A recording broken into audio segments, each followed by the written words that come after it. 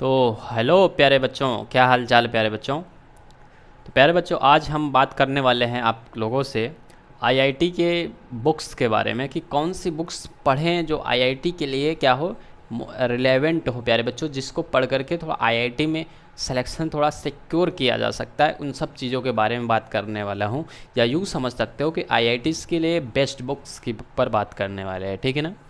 आप लोगों को पता होगा कि इंडिया में आ, सबसे टफेस्ट एग्ज़ाम माना जाता है हमारे आईआईटी। एक यूपीएससी है, यूपीएससी के बाद क्या कहते हैं आईएएस के बाद जो अगर एग्ज़ाम होती है तो हमारी आईआईटी होती है। आईएएस वाले भी यही कहते हैं कि आईआईटी की एग्ज़ाम टफ़ होती है ना, मतलब कि वो अपने से भी ज़्यादा टफ़ मानते हैं, ठीक। हालांकि दोनों से उसमें 3 एग्ज़ाम देना पड़ता है, इसलिए मैं थोड़ा सा उसको ऊपर रख देता हूँ, क्योंकि उसमें पहले प्री लिखना पड़ता है, फिर मेंस लिखना पड़ता है, फिर इंटरव्यू भी देना होता है। आईआईटी में पहले मेंस लिखना होगा, फिर एडवांस लिखना होता है, समझ गए कि नहीं। तो आज सारी चीज़ें इसमें क्लियर कर दूंगा मैं। पहले आज तो केवल इसमें बुक के लिए है, ठीक है ना। और अगर आईटी के बारे में जो जानना चाहते हो वो उसकी अलग वीडियो भी होने वाली है, ठीक। तो बुक के बारे में बात करता हूँ कि आईआईटी की मोस्ट रिलेवेंट बुक्स कौन कौन सी है, ठीक है ना प्यारे बच्चों। तो देखो, आप लोगों को पता होगा कि आईआईटी की प्रिपरेशन के लिए आईटी में केवल 3 सब्जेक्ट होती है, फिजिक्स, केमिस्ट्री और मैथ्स, ठीक। तो आज उसी के बारे में बात करेंगे कि कौन सी मोस्ट रिलेवेंट बुक्स हैं, ठीक है ना। तो उसके बारे में बात करेंगे प्यारे बच्चों। फिजिक्स, केमिस्ट्री और मैथ्स की बताएंगे कि कौन कौन सी अच्छी बुकें हैं फॉर आईआईटी के लिए।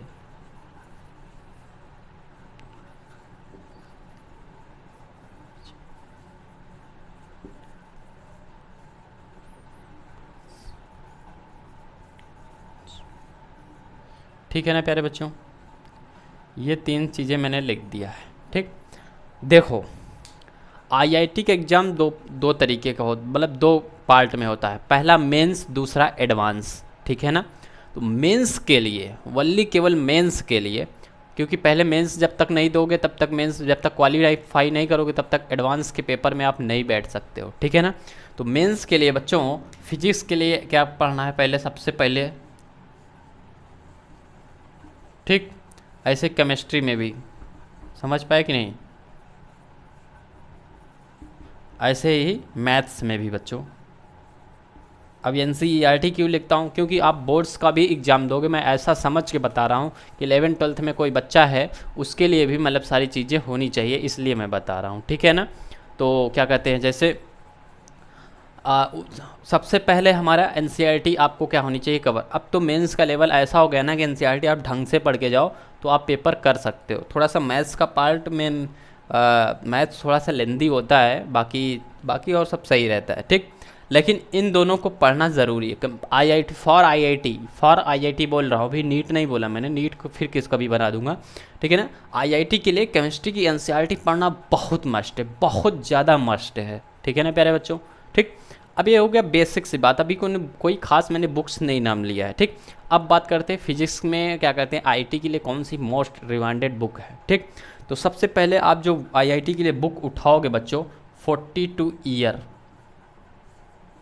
PYQ होती है बच्चों। ये क्या होता है PYQ, समझ पाए कि नहीं, क्या होता है PYQ। ऐसे केमिस्ट्री में भी उठाओगे 42, ठीक। इसी तरह इसमें भी ये बच्चों ये बुक आती है, इसमें मेंस और एडवांस सबकी बुक क्या कहते हैं क्वेश्चंस होते हैं, समझ पाए कि नहीं, ठीक।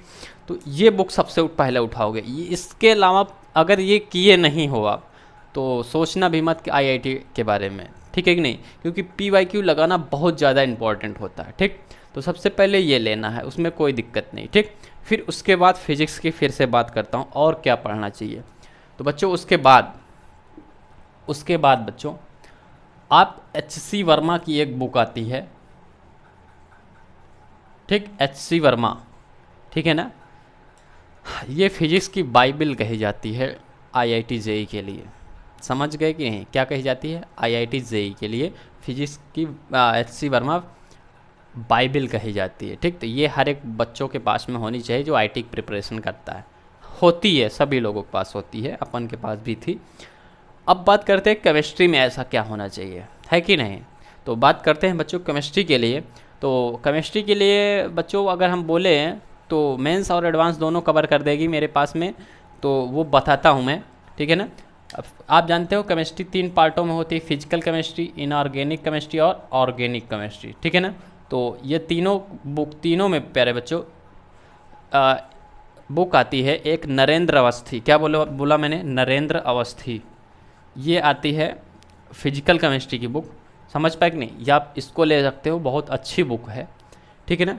फिर उसके बाद इनऑर्गेनिक की बुक आती है प्यारे बच्चों, इनऑर्गेनिक की 2 लोगों की बुक है, दोनों अच्छी हैं, ठीक है ना। हालांकि मैं यहाँ पे लिखने वाला जो हूँ वो बता रहा हूँ, वीके जायसवाल, वीके जायसवाल,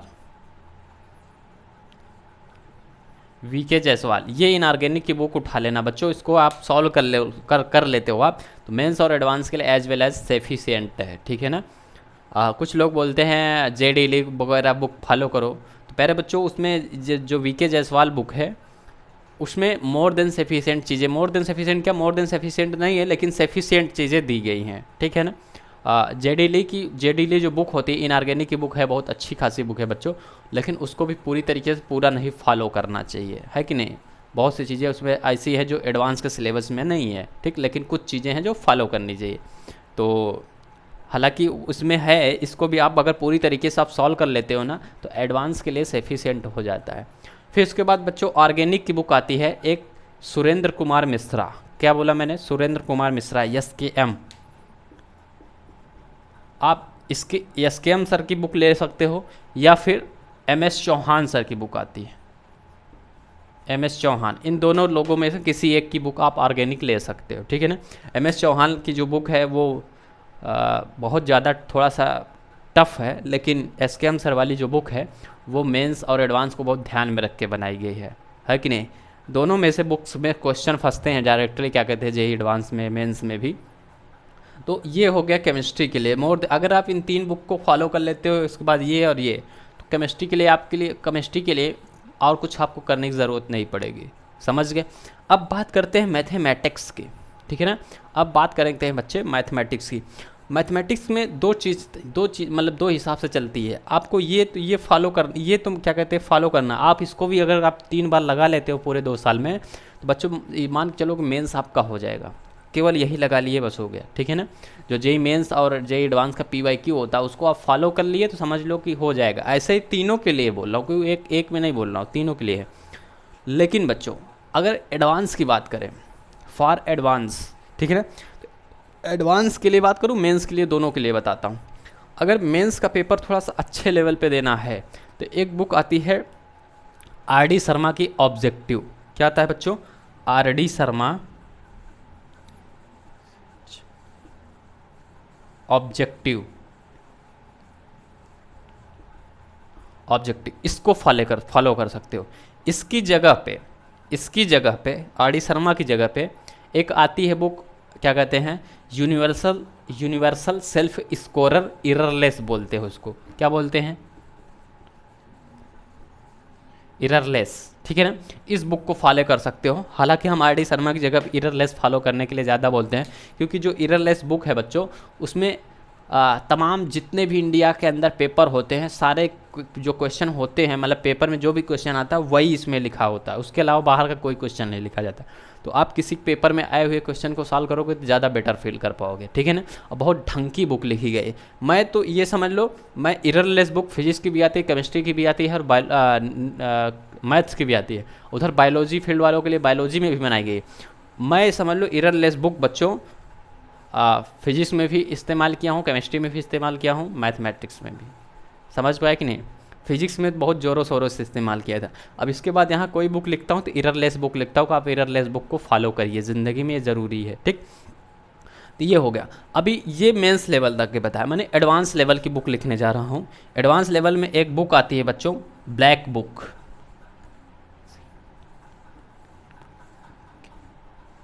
ठीक है ना। क्या आती है बच्चों, ब्लैक बुक। ये बुक आप अगर फॉलो कर लेते हो, JEE एडवांस मैथमेटिक्स की बुक आती है, इस पंकज जोशी और विकास गुप्ता ने लिखा है इस बुक को। हाँ मेरे पास है, पढ़ी है, ठीक। तो क्या कहते हैं ये बुक, इसमें बहुत ज़्यादा प्रॉब्लम्स तो नहीं दिए गए हैं बच्चों, लेकिन जो प्रॉब्लम्स है ना उसको बनाने में अपने आप में उसको लगाओगे ना समझ में आ जाएगा, हिलती नहीं है सवाल इतने आसानी से।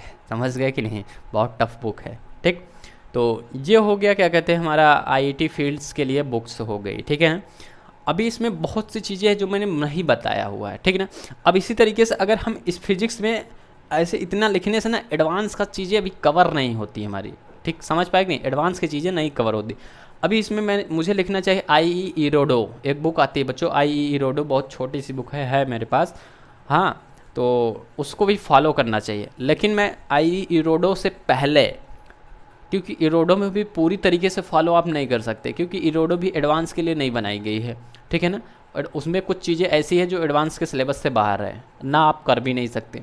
ठीक, तो आई इरोडो मैं नहीं लिखूँगा, यहाँ पे लिखूँगा तो उसमें बताऊँगा कि कुछ ही सवाल करने चाहिए जो एडवांस के लिए प्रेफर्ड है। ठीक, बल्कि उसकी जगह पे एक बुक आती है पाथ फाइंडर। क्या आता है बच्चों, पाथ फाइंडर।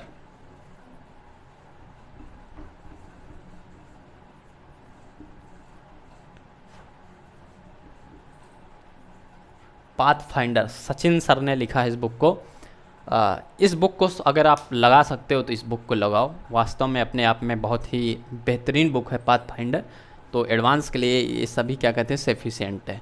और इन सब से उठ करके, ठीक, इसी तरीके से केमिस्ट्री में ये इतनी इस तीनों बुक को सॉल्व कर लेते हो तो एडवांस के लिए सफिशिएंट हो जाता है। समझ पाए कि नहीं। ठीक, तो ये हो गया हमारा एडवांस फील्ड के लिए बुक। अब बच्चों इतनी अगर आप फॉलो कर लिए, ठीक है ना, इतने में आपका एडवांस वगैरह सब हो जाना है। ये अब बाकी लोग बोल देते हैं भैया ये नहीं, ये बुक लगा लो, सोलो मंथ लगा लो, जेडी ली लगा लो, क्या कहते हैं एक आती है बच्चों इसकी, देखो ध्यान से उतर रहा है मेरे, ऑर्गेनिक की बुक है बच्चों, ये क्या कहते हैं, देखो दिमाग से उतर रहा है। ऐसे बता देते हैं, बहुत बड़ी बड़ी बुक्स नाम ले लेते हैं बच्चों। वो जितनी भी बड़ी बड़ी बुक्स का जो भी नाम लेते हैं बच्चों, मैं आपको गारंटी के साथ बता रहा हूँ वो एडवांस के लिए बनाई ही नहीं गई है। समझ पाए कि नहीं, वो एडवांस के लिए बनाई ही नहीं गई है। तो क्लेडन बुक का नाम है, क्लेडन बच्चों, वो ऑर्गेनिक की बुक है। हाँ, लोग कहते हैं बहुत अच्छी बुक है, थियरेटिकली बुक है। थियरी तो बच्चों आप अपने टीचर से पढ़ो ना, ऐसी बुक फॉलो करो जिसमें क्वेश्चंस हो। एडवांस के लिए क्वेश्चंस को ज़्यादा प्रेफर किया जाता है, क्योंकि उसमें क्वेश्चंस ही आना है, वही लगाना है। ठीक, और वो जो क्लेडन बुक है प्रॉपर एडवांस के लिए नहीं बनाई गई, क्योंकि सब बाहर की बुकें हैं। ठीक है ना, तो नाम हमको बहुत से मालूम है।